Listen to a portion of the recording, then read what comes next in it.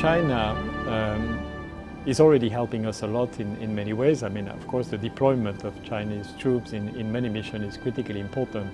But then in addition to that, I mentioned the engagement of China on the safety and security of peacekeepers, and that is also, as I indicated, a top priority. Now, moving forward, we have started to roll out what we call a strategy for the digital transformation of peacekeeping.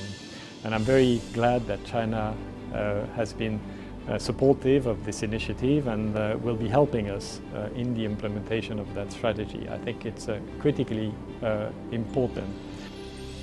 They're doing an excellent job and one that is extremely beneficial to the country and to the population of South Sudan. This important mission plays a vital role. South Sudan is challenged on many fronts: security, the humanitarian situation.